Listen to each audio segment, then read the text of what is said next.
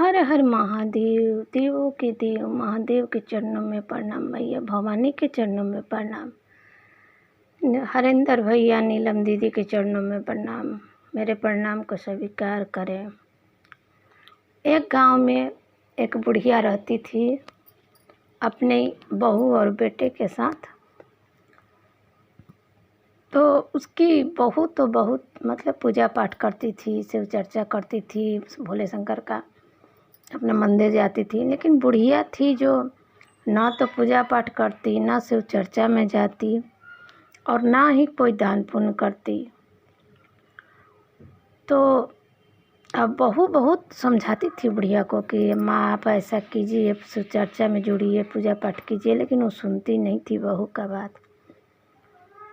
एक कुछ समय के बाद ऐसे ही समय बीतता गया। एक बार शंकर भगवान धरती पे आए, बोले कि चलो थोड़ा अपना शिष्य लोग का परीक्षा लेते हैं, क्या चल रहा है क्या नहीं शिष्य लोग के मन में।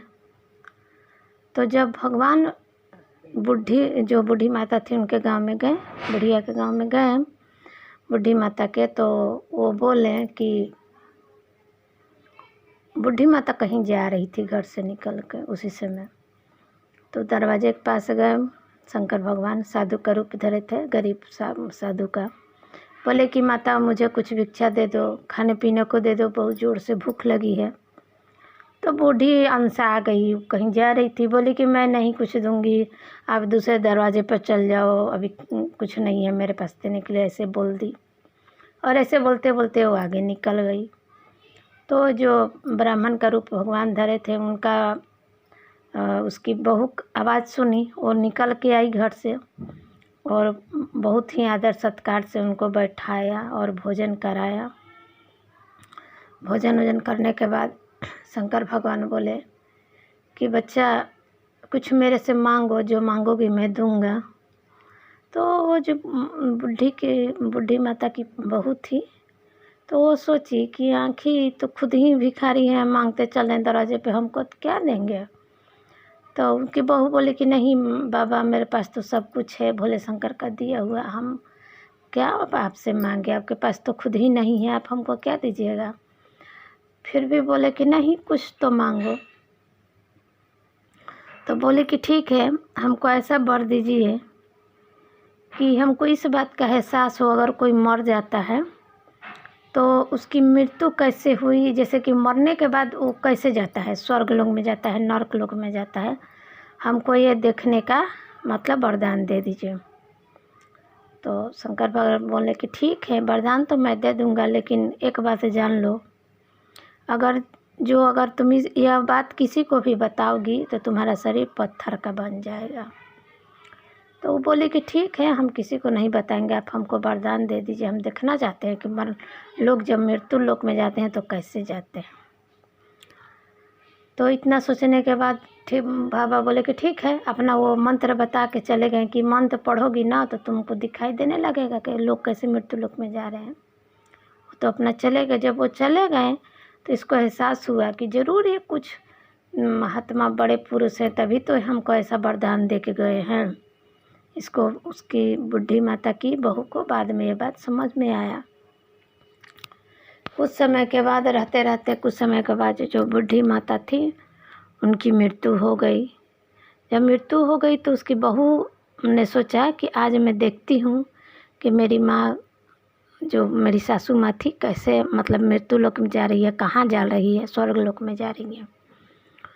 तो अपना मंत्र का उच्चारण की, मंत्र के उच्चारण आँख बंद के करके तो देखने लगी कि उसको जो अपना होते हैं प्राण ले जाते हैं लोग, बूढ़ी माता को एकदम खौलते तेल में, पानी में, कांट कूस में एकदम पत्थर पर घसीटते हुए लेके जा रहे हैं यम लोग। तो वो देख के एकदम घबरा गई, बोली कि कभी माता जी न दान पुण्य की, न पूजा पाठ की, कुछ नहीं की, इसीलिए इनको ऐसा कष्ट भुगतना पड़ रहा है मरने के बाद भी।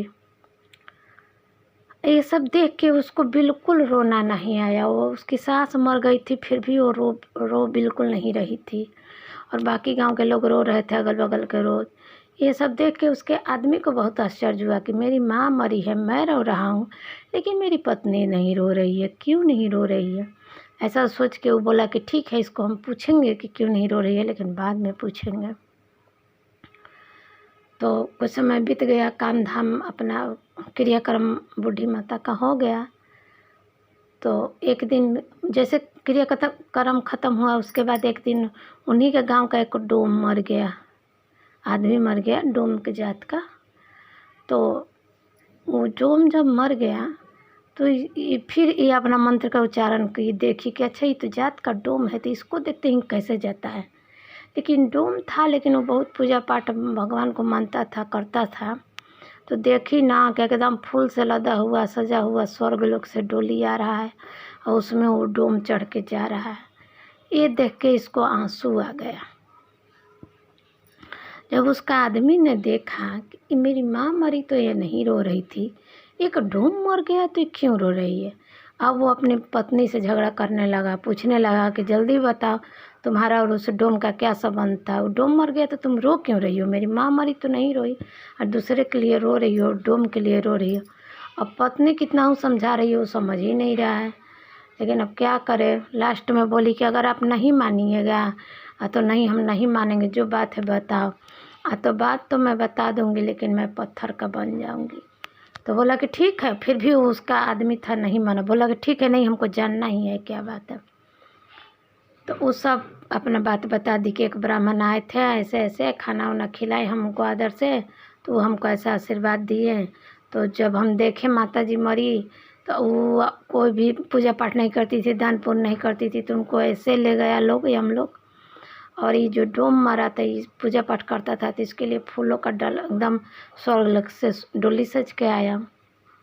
अब वो जैसे जैसे कहानी सुनाते जा रही थी, वो नीचे से वैसे वैसे पत्थर बनते जा रही थी, पूरा वो पत्थर बन गई। जब पूरा बात बता दी तो अब उसके आदमी को समझ में आ गया कि मैंने बहुत बड़ा गलती किया, अपनी पत्नी पर विश्वास नहीं किया, उसको गलत समझा। अब वो रोज़ शंकर भगवान के मंदिर जाने लगा, शिव चर्चा में जाने लगा, रोज़ भगवान से प्रार्थना करने लगा कि भगवान हमको माफ़ कर दीजिए, गलती हो गया, आप मेरी पत्नी को पहले जैसा कर दीजिए। कुछ समय बीता, फिर भगवान ने उसकी पत्नी को पहले जैसा ठीक कर दिया और अपना दोनों हंसी पूर्वक खुशी से रहने लगे और शिव चर्चा में दोनों जाने लगे, अपना पूजा पाठ दोनों करने लगे। उसका आदमी भी करने लगा, औरत तो करवे करती थी। तो देखिए, अगर भगवान को अगर आप याद करते हैं, पूजा पाठ करते हैं, दान पुण्य करते हैं या किसी गरीब का मदद करते हो तो कहीं नहीं जाएगा, आगे आपको उसका फल ज़रूर मिलेगा, कभी ना कभी उसका फल मिलेगा। हर हर महादेव, हर हर महादेव।